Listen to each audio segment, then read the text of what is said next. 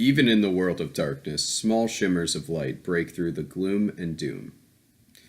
Werewolves, small monsters, fight against the inevitable apocalypse.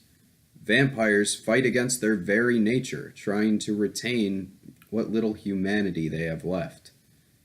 Hunters take back the night, fighting against the very monsters that plague it. And fairy tales are real.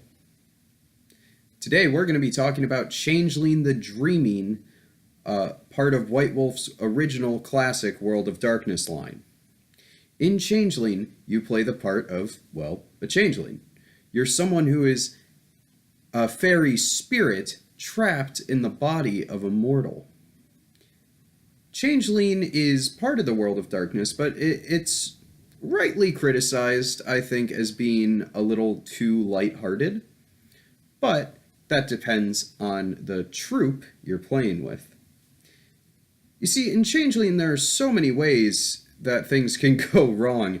In fact, there might even be more ways in Changeling to lose your character than there might be in the rest of World of Darkness. You might embrace the mundane and become fully mortal, and you might embrace the insanity that is the dreaming and become fully fey. Changeling is very, very difficult, I think, for a non-mature audience because it requires you to walk and play in two worlds at the same time. But we're going to be examining the ins and outs of Changeling itself over the next few weeks. In the meantime, here's a brief introduction to the World of Darkness. In the 1990s, White Wolf Publishing released a role-playing game called Vampire the Masquerade, which, at its peak, was the direct competitor for Advanced Dungeons & Dragons 2nd Edition, and in fact, World of Darkness as a whole might have been the most popular role-playing game during a small point in the 90s. And why do I call the World of Darkness as a whole its own role-playing game as opposed to, say, Changeling or Vampire? Well, because all of these games are interconnected. They take place in 1990's Our World, the only difference being that nightmares and horrors still walk among us. In fact, you play the part of the monster. In Vampire, you are not playing some Van Helsing-style ranger, some slayer of vampire kind. You are playing the monster. And one of the big themes across all of World of Darkness, at least the classic, is how much of your humanity can you hold on to? How far are you willing to embrace the darkness to further your goals? And during all of this, how much can you really hold on to yourself? World of Darkness is a more adult role-playing setting. It is, as in the title, very dark. It can be very grim and very nasty, but it also focuses more heavily on roleplay and cause and effect than it does on, well, rolling dice. That's a lie. That's just something that they say throughout the books.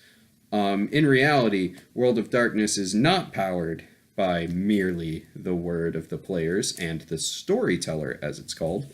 It runs on its own dice system, the storyteller system, in which case you will need a giant bag or bucket of d10s, that's the 10-sided dice, rather than your standard set of polyhedral.